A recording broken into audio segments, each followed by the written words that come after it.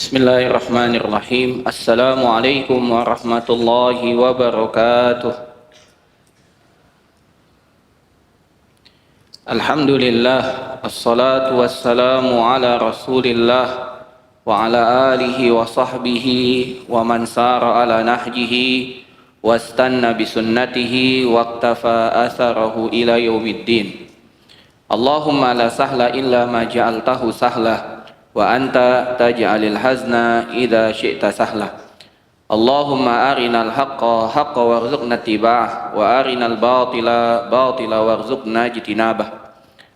Allahumma inna nas'aluka ilman nafi'an wa rizqan tayyiban wa amalan mutaqabbala. Jamaah kaum muslimin, bapak-bapak, ibu-ibu, para ikhwan dan akhwat serta para santri sekalian yang semoga dirahmati oleh Allah Subhanahu wa taala. Alhamdulillah, marilah kita panjatkan segala puja dan puji syukur kepada Allah Subhanahu wa taala atas limpahan nikmat yang Allah Subhanahu wa taala berikan kepada kita. Salawat beriringkan salam marilah terus kita haturkan kepada nabi kita, nabi besar Nabi Muhammad sallallahu alaihi wasallam. Semoga salawat dan salam juga tercurah limpahkan kepada keluarga, sahabat, dan umat beliau yang mengikuti dengan benar sampai hari kiamat. InsyaAllah pada sore hari ini menjelang berbuka kita akan melanjutkan pembahasan kita dari sebuah kitab yang bermanfaat, min wasaya as-salaf lisyabab, wasiat salaf kepada para pemuda, yang mana pada pertemuan yang lalu kita telah bahas pada muqaddimah. Penulis Syekh Abdul Razak bin Abdul Muhsin Al-Badar hafizahullah ta'ala telah memaparkan beberapa hadis dan beberapa perkataan ulama yang menunjukkan atas pentingnya masa muda. Sebuah hadis yang disampaikan oleh Nabi Muhammad sallallahu alaihi wasallam. Nabi sallallahu alaihi wasallam bersabda, "Ightanim khamsan qabla khamsin." Manfaatkan yang 5 sebelum dari 5. Kemudian Nabi sallallahu alaihi wasallam memulai syababaka qabla haramika. Masa mudamu sebelum datang masa tuamu. Kemudian Nabi sallallahu alaihi wasallam mengatakan, "Wasihataka qabla maradika." Masa sehatmu sebelum datang masa sakit. Wa ghinaka qabla fakrik. Masa kecukupan, masa memiliki ada uang sebelum datang masa kefakiran. Kemudian Nabi sallallahu alaihi wasallam mengatakan, wa faraghaka qabla syaghlik. Masa lapangmu, masa luasmu, masa banyak waktu luangmu sebelum datang kesibukanmu. Dan yang terakhir, wa hayataka qabla mautik. Hidupmu sebelum datang kematianmu. Dan Nabi sallallahu alaihi wasallam mendahulukan wasiat untuk memanfaatkan masa muda, syababaka qabla haramika. Masa mudamu sebelum datang masa tuamu. Dan Nabi sallallahu alaihi wasallam mengeluarkan kalimat masa muda dari kehidupan, padahal dari fase kehidupan ada masa muda, dan ini menunjukkan atas pentingnya masa muda, sehingga Allah Subhanahu wa taala akan menanyakan tentang masa muda kita nanti di hari kiamat lebih khusus daripada Allah Subhanahu wa taala bertanya tentang kehidupan. Kita akan ditanya tentang kehidupan secara umum, semuanya akan ditanya detail, dan ketika Allah Subhanahu wa taala bertanya tentang masa muda, maka Allah akan bertanya dengan lebih terperinci lagi. Jamaah sekalian rahimani wa rahimakumullah, maka pada pertemuan sore hari ini kita akan melanjutkan pembahasan kita dan kita akan masuk pada wasiat yang pertama. Kita akan masuk wasiat yang pertama. Berkata Syekh Abdul Razak bin Abdul Muhsin Al-Badar hafizahullahu ta'ala, al-wasiyatul ula, wasiat yang pertama. Silakan para santri dicatat, ini wasiatnya begitu agung. An Abil Ahwas, dari Abil Ahwas, dari Abul Ahwas. Qala, dia berkata, qala Abu Ishaq, telah berkata Abu Ishaq, wa huwa Amr Asy-Syaibani.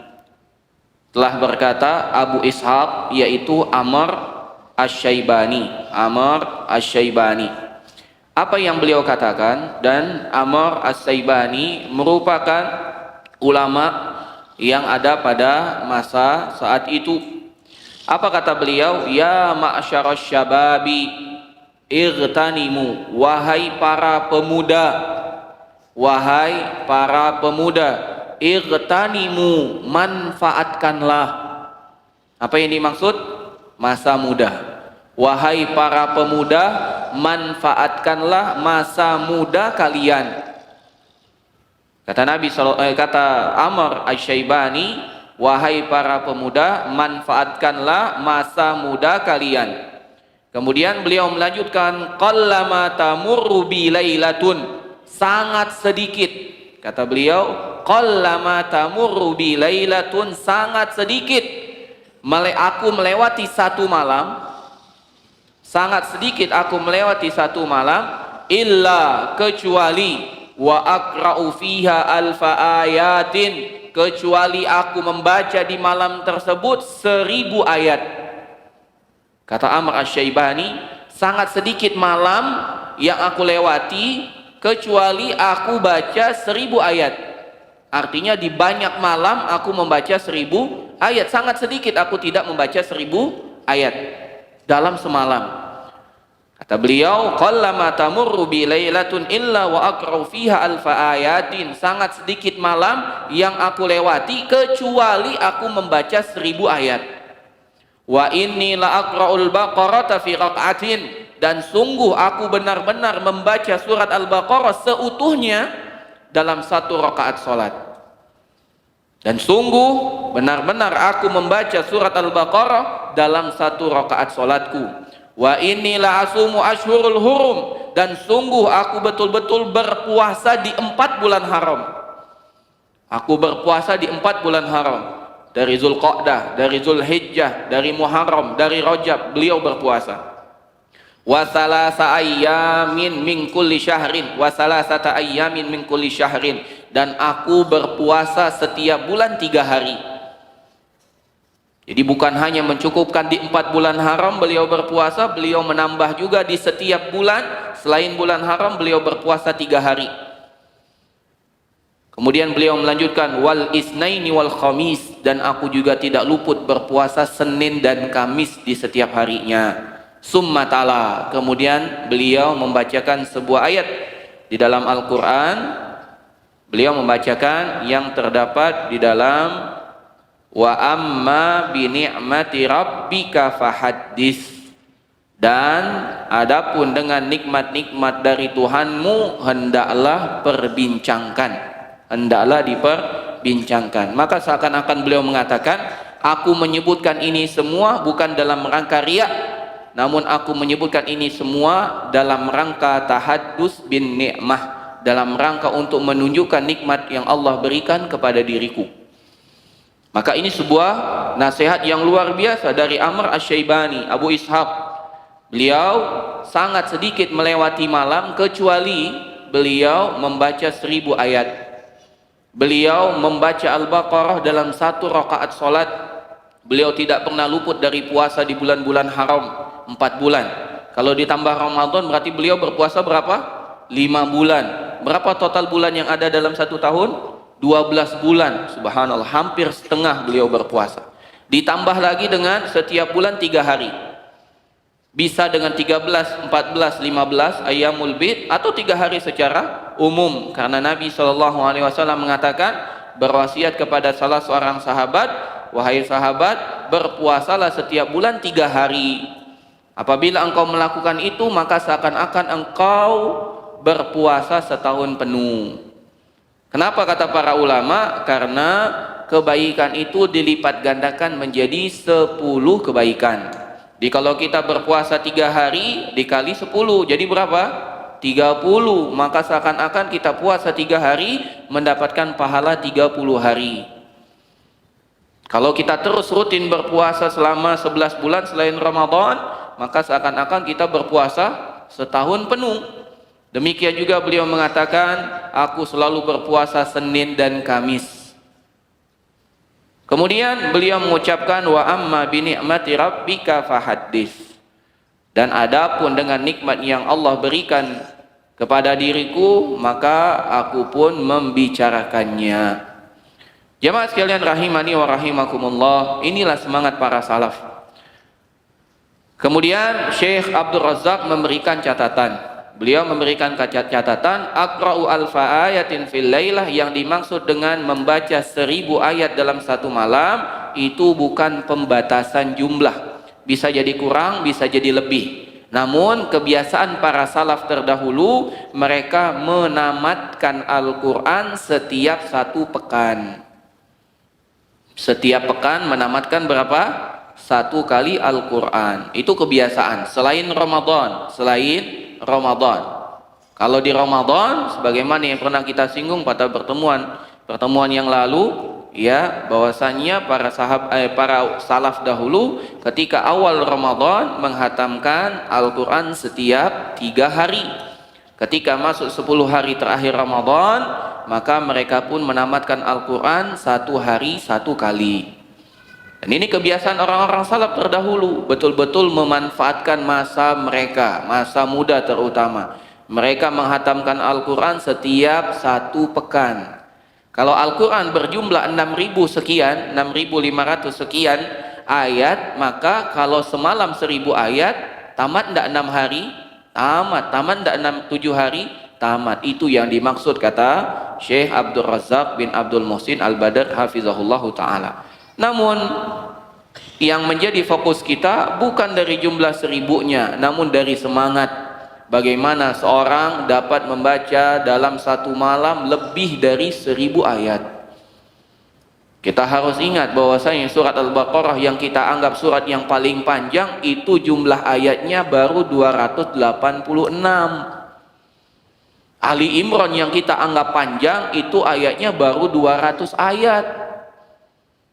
Bagaimana kalau kita membaca dalam 1 malam 1000 ayat? Berarti Al-Baqarah baru berapa? Baru sepertiganya, tidak nyampai. Tambah Ali Imran, baru setengahnya. Tambahlah An-Nisa sama Al-Maidah, baru 1000. Kurang lebih. Itu bagaimana para salaf dalam 1 malam. Dan ini menunjukkan bahwasannya ketika mereka berjuang untuk menuju hidayah dari Allah, Allah bantu. Dan ini makna firman Allah yang tadi malam Ustaz Arif baca. Walladzina jahadu fina lanahdiyannahum subulana. Dan orang-orang yang betul-betul berjuang untuk mendapatkan petunjuk dari kami, maka kami pasti akan berikan jalan menuju petunjuk tersebut. Jamaah sekalian rahimani wa rahimakumullah, kita lanjutkan. Kemudian Syekh Abdul Razak bin Abdul Muhsin Al-Badr melanjutkan pada wasiat yang pertama. Beliau membawakan perkataan dari seorang salaf yang lain. Wa an Amr ibn Maimun. Kalau tadi Amr Asy-Syaibani, kalau sekarang Amr ibn Maimun. Silahkan dicatat. Annahu kana yalqar rajula. Dikisahkan bahwasannya beliau pernah bertemu dengan seseorang. Min ikhwanihi, dari rekannya, dari saudaranya. Amr ibn Maimun pernah bertemu dengan saudaranya dari teman sejawatnya. Fayaqul, maka Amr ibn Maimun mengatakan, laqad razaqani Allahul barihata. Sungguh tadi malam Allah telah memberikan aku rezeki. Subhanallah. Kata Amr ibn Maimun, sungguh tadi malam Allah telah memberikan aku rezeki. Apa rezekinya? Oh, rezekinya dapat transferan 100 juta. Oh, rezekinya dapat rumah, dapat kendaraan, dapat istri cantik. Enggak. Apa kata beliau? Min solati au minas solati kaza wa kaza. Tadi malam Allah beri aku rezeki sehingga aku dapat sholat sekian rakaat. Subhanallah. Itu rezeki, Pak. Itu rezeki para santri sekalian. Rezeki itu bukan kiriman makanan dari orang tua, bukan hanya itu. Rezeki itu ketika kita tadi malam bisa sholat sekian rakaat, itu rezeki. Kata Amr ibn Maimun, wa razaqa minal khairi kadza wa kadza, dan Allah memberikan aku rezeki dari kebaikan ini dan ini. Beliau sebutkan amal solehnya. Itu rezeki. Dan ini yang dikatakan oleh Amr ibn Maimun, sungguh tadi malam Allah memberikan aku rezeki berupa solat sehingga aku bisa solat sekian rakaat. Wa razaqani minal khairi kada wa kada, dan Allah memberikan rezeki dari kebaikan ini dan ini, menyebutkan kebaikan-kebaikannya. Ini perkataan siapa? Amr ibn Maimun. Sehingga para syabab, para pemuda harus paham bahwasanya rezeki itu bukan al-madiyah, bukan hanya perkara yang nampak mata, bukan hanya perkara yang kita nikmati berupa materi, bukan. Ketika Allah berikan kepada kita kemudahan untuk beribadah, kemudahan untuk taat kepada Allah, itu rezeki yang lebih mahal daripada harta. Itu lebih mahal daripada harta. Dan senadang dengan ini pernah berkata Imam Asy-Syafi'i. Yang maknanya, kata beliau, kalau seandainya engkau memiliki hati yang qata'ah, idza kunta za qalbin qanu'in wa anta wa maliku sawa'u wa anta wa malikud dunya sawa'u. Kata Imam Asy-Syafi'i, kalau seandainya engkau memiliki hati yang pandai bersyukur, hati yang selalu merasa cukup dengan nikmat yang Allah berikan kepada dirimu, sejatinya kondisi atau kedudukanmu dan kedudukan seorang raja di dunia ini sama saja. Kalau kita memiliki hati yang qanaah, jangan selalu memikirkan bahwasannya rezeki itu berupa materi. Tidak, wallahi. Kemudahan kita untuk sholat di masjid, kemudahan kita untuk dapat beribadah kepada Allah, kemudahan yang Allah berikan untuk kita dapat membaca Al-Quran, itu merupakan rezeki yang tak ternilai. Itu rezeki yang tidak ternilai. Allah berfirman di dalam surat Al-Kahfi, wal baqiyatus salihatu khairun, dan peninggalan yang soleh itu lebih baik, kata Allah, yaitu amal-amal soleh kita itu lebih baik. Maka jamaah sekalian rahimani wa rahimakumullah, itulah dua nasihat yang disampaikan oleh dua orang yang sangat mulia, Amr Asy-Syaibani, yang kedua Amr ibn Maimun. Apa yang dikatakan oleh Syekh Abdul Razak? Beliau mengatakan, qala Abu Abdillah Al-Hakim, telah berkata Imam Al-Hakim fil Mustadrak, dalam kitab beliau Al-Mustadrak, ba'da ihrajihil asaraini sabiqain, ketika beliau mengeluarkan dua asar ini, maka beliau mengatakan Imam Al-Hakim, farahimallahu Amr ibn Abdillah As-Saibani, semoga Allah merahmati Amr bin Abdillah atau Amr bin Ubaidillah As-Saibani, semoga Allah merahmati Amr ibn Ubaidillah As-Saibani. Jadi namanya Amr As-Saibani itu siapa? Amr bin Ubaidillah. Wa Amr ibn Maimun Al-Awadi, dan semoga Allah merahmati Amr ibn Maimun Al-Audi.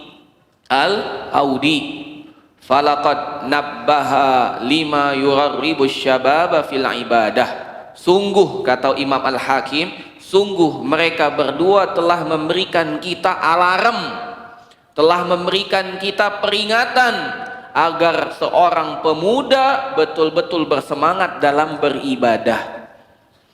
Jadi seakan-akan dua orang salaf ini mengatakan masa muda adalah masa untuk dihabiskan ibadah. Kalau kita dapati satu malam kita belum membaca Al-Quran 1000 ayat, berarti kita masih lalai memanfaatkan masa muda kita. Kalau kita di siang hari masih banyak kita tidak berpuasa, bahkan kita melalaikan puasa-puasa tertentu, maka kita sudah lalai memanfaatkan masa muda kita. Dahulu Amr Asy-Syaibani puasa 4 bulan haram, ditambah lagi puasa setiap 3 hari setiap bulan, dan puasa Senin dan Kamis. Ini sejatinya seorang pemuda yang harus dilakukan. Dan seorang pemuda tidak selalu melihat materi. Yang diperhatikan oleh seorang pemuda adalah ibadah. Dan Allah Subhanahu wa taala akan memberikan naungan bagi pemuda yang tumbuh dalam ibadah kepada Allah. Dalam sebuah hadis Nabi sallallahu alaihi wasallam bersabda, kata Nabi sallallahu alaihi wasallam, sab'atun yuzilluhumullahu fi dhillihi yauma la dhilla illa dhilluhu. Kata Nabi sallallahu alaihi wasallam, ada 7 golongan yang Allah akan naungi di hari yang tidak ada naungan kecuali naungan dari Allah Subhanahu wa taala. Salah satunya disebutkan oleh Nabi sallallahu alaihi wasallam, Wasyabbu nasya'a fi ibadatillah, pemuda yang tumbuh berkembang dalam kondisi beribadah kepada Allah Subhanahu wa taala. Ini yang menyebabkan seorang pemuda menang. Ini yang menyebabkan seorang pemuda sukses. Karena sejatinya kesuksesan bukan kesuksesan dunia. Kesuksesan sejati ketika orang dapat mengalahkan hawa nafsu di masa mudanya demi taat kepada Allah. Karena buah dari ketaatan di masa muda adalah kesuksesan abadi. Kata Allah Subhanahu wa taala, "Faman zuhziha 'anil nar wa udkhilal jannah faqad faza." Barang siapa yang dijauhkan dari api neraka, dimasukkan ke dalam surga, sungguh dia telah sukses, sungguh dia telah menang, sungguh dia telah berhasil. Jadi keberhasilan bukan ketika antum dapat nilai 100 saja, bukan. Itu hanya kemenangan kecil. Kemenangan sejati ketika antum dapat apa? Masuk surga, dibebaskan dari api neraka. Kemudian jamaah sekalian, bapak-bapak, ibu-ibu dan para santri yang semoga dirahmati oleh Allah Subhanahu wa taala, berkata Syekh Abdul Razzaq bin Abdul Muhsin Al-Badr hafizahullahu taala, wa fil atharaini aidan, ketika beliau telah menyebutkan apa yang disebut oleh Imam Al-Hakim bahwasannya Amr ibn Ubaidillah Asy-Syaibani dengan Amr ibn Maimun Al-Audi itu memberikan motivasi kepada pemuda untuk ibadah. Beliau juga mengatakan dalam dua asar ini terdapat juga pelajaran apa? At-tarbiyatu bil qudwah, pendidikan melalui metode apa? Al-qudwah, yaitu teladan. Pendidikan melalui metode keteladanan. Kenapa? Fasyabu yahtaju ila hadzal maqam, karena sejatinya pemuda butuh dengan sosok teladan. Hatta yanshitu, sampai dia bersemangat, wa yashulu alaihi limtisal, dan dia mudah untuk mengambil teladan. Jadi dia bisa melihat teladan langsung. Makanya kita membaca keteladanan ini biar kita tergambar bagaimana dahulu orang-orang muda itu memanfaatkan masa mudanya untuk ibadah. Tidak kepikiran main FF, tidak kepikiran main ML, tidak kepikiran main rollbox, tidak kepikiran itu main, apalagi main Minecraft, apalagi main Dota, tidak terpikir. Yang mereka pikirkan adalah ibadah kepada Allah Subhanahu wa taala. Tidak terpikir main itu. Tidak terpikir, ya. Enggak terpikir dia menghafal nama-nama pemain bola, tidak terpikir. Ya, Ronaldo, apalagi Robin Hood, apalagi Robin Hood, ya, Batman, itu tidak terpikir dia. Yang menjadi fokus mereka adalah bagaimana mereka dapat ibadah. Yang menjadi fokus mereka, dia buka mushaf, udah berapa nih aku hafal, itu yang jadi fokus. Ya, itu yang jadi fokus, dilihat siapa yang sudah menghafal. Dan saling mereka termotivasi. Fulan sudah hafal 1 juz, anak kok belum, anak harus juga. Kok bisa dia hafal 1 juz? Ternyata dia tidak tidur siang, dia baca Quran. Kok dia bisa hafal 3 juz? Kok anak tidak bisa? Ternyata dia ketika waktu luang dia menghafal. Ketika orang sibuk main sepak bola, ketika orang sibuk nonton sepak bola, dia menghafal. Ini kuncinya. Ya, manfaatkan waktunya. Ya. Kok dia bisa menghafal 5 juz mungkin? Kok bisa gitu? Kita lihat, ternyata ketika hari Senin dan Kamis orang sibuk antri makan, dia sibuk baca Quran. Ini bedanya. Ini bedanya. Ya. Ketika habis kajian ba'da isya di masjid, sibuk ngobrol, sibuk nongkrong di depan kantin, depan warung, dia sibuk meroja Al-Quran. Ini bedanya. Ini yang membedakan. Ya, jadi fokus orang pemuda itu bukan hanya tentang masalah aspek materi, enggak. Bukan, pakaian kamu apa mereknya? Aku mereknya ini, kamu mereknya apa? Bukan itu. Tasmu apa? Tasku Eger. Tas aku apa? Tasku body pack. Bukan itu. Ya, bukan itu yang jadi persaingan. Enggak, pemuda enggak persaingan seperti itu. Ya, Pemuda itu tidak peduli dia dengan perkara-perkara mau eger, mau erger, itu tidak peduli. Ya, mau tasnya asli, mau tasnya tidak asli, semua tas asli. Ya, semua tas asli. Kalau tidak asli itu berarti bayangan. Itu kan asli semua. Adapun merek, apapun mereknya, yang penting fungsinya sama. Adapun pakaian, yang penting fungsinya sama atau tidak sama. Tidak peduli mereknya apa. Sebagian para pemuda hanya fokus dengan apa? Dengan merek. Tidak penting dengan merek, jamaah sekalian. Yang penting itu fungsi. Ya, ada orang habiskan uang banyak untuk beli merek, bukan beli manfaat. Ya, ada orang menghabiskan uang ratusan juta untuk membeli sebuah motor. Padahal fungsi motor sama saja dengan harga 20 juta. Apa bedanya? Hanya beli merek. Ya, karena fungsinya sama saja. Kecuali kita seorang pembalap butuh motor yang memang cepat, silakan beli. Kita beli motor yang dapat balapan dengan kecepatan 300 km per jam, dipakai di jalan padat karya Gunung Ibul, apa manfaatnya? Ya, tidak bisa dipakai. Gitu. Mau pakai di mana? Pakai jalan lingkar, jalannya jelek, hancur motornya. Dibeli yang biasa saja, yang sesuai dengan kebutuhan kita. Ya. Kemudian beliau mengatakan, lakin, akan tetapi ini peringatan bagi para mudaris, bagi para ustadz, bagi para qudwah. Kata beliau, lakin yanbaghi lil muallimi, namun harus diingat bagi seorang pengajar, bagi seorang guru, an yantabiha, agar waspada, ila husni niyatihi, untuk menjaga niatnya dalam mengisahkan apa yang dia pernah lakukan. Harus jaga niat.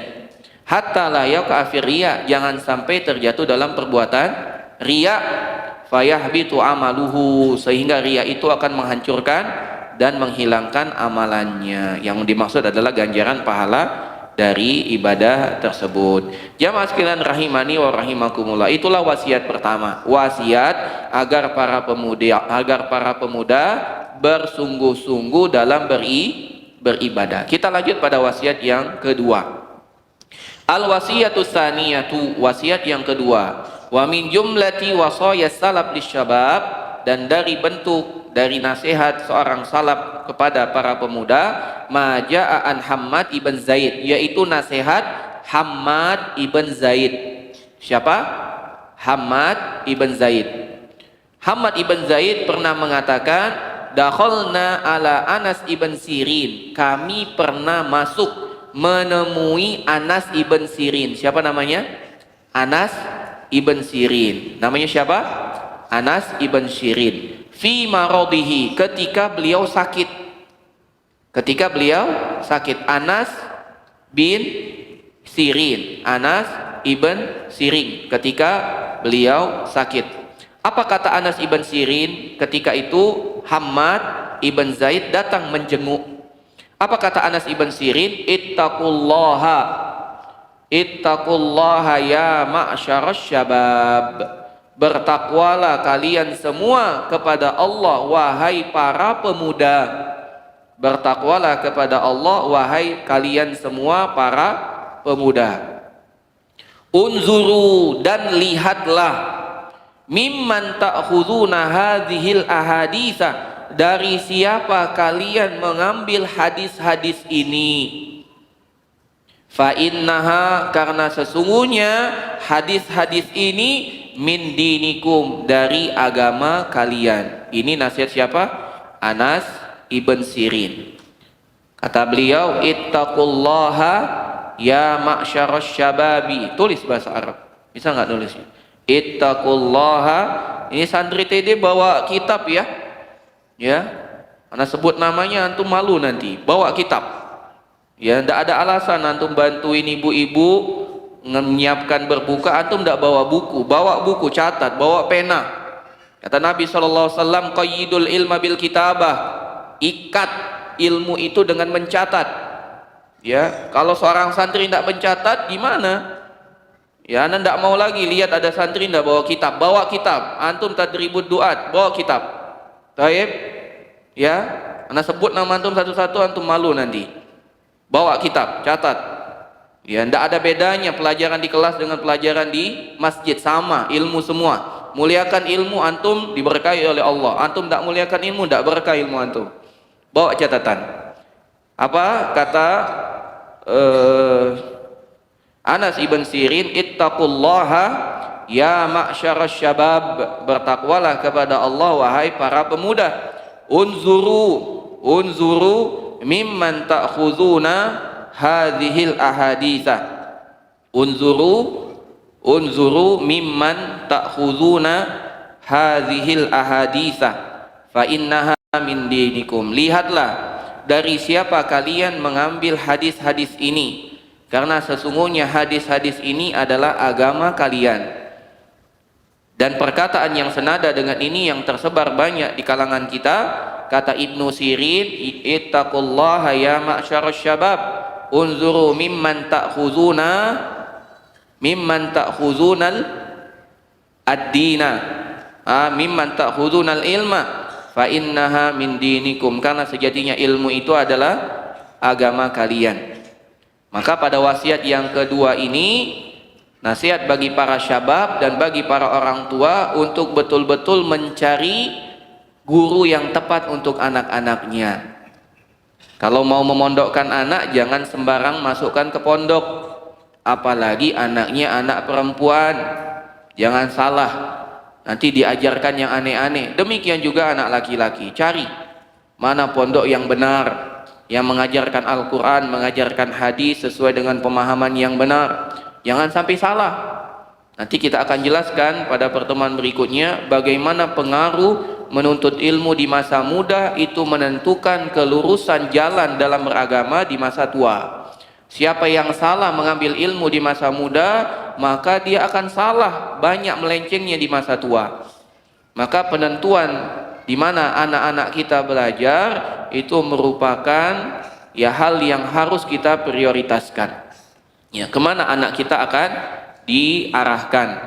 Apabila diarahkan ke agama dan sudah sepatutnya kita mengarahkan anak-anak kita ke agama, maka hendaklah kita cari di mana tempat belajar yang tepat, gurunya tepat.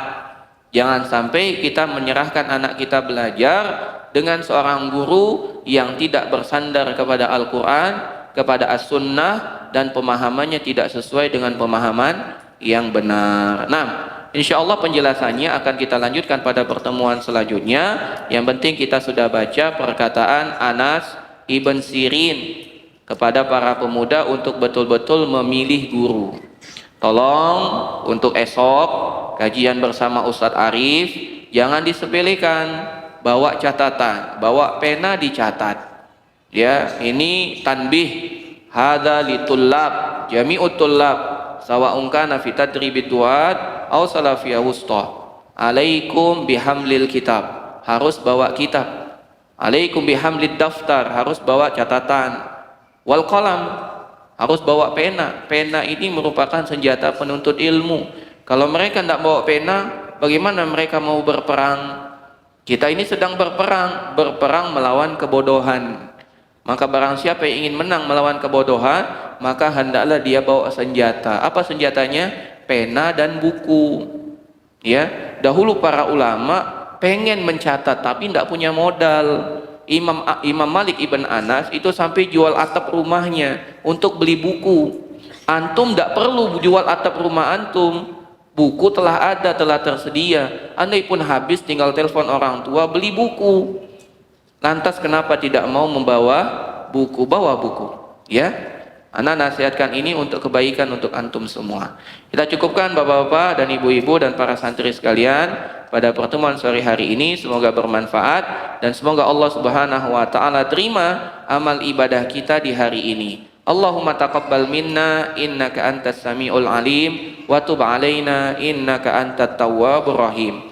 Kita tutup dengan doa kafaratul majlis. Subhanakallahumma wa bihamdika asyhadu an la ilaha illa anta astaghfiruka wa atubu ilaik. Assalamualaikum warahmatullahi wabarakatuh.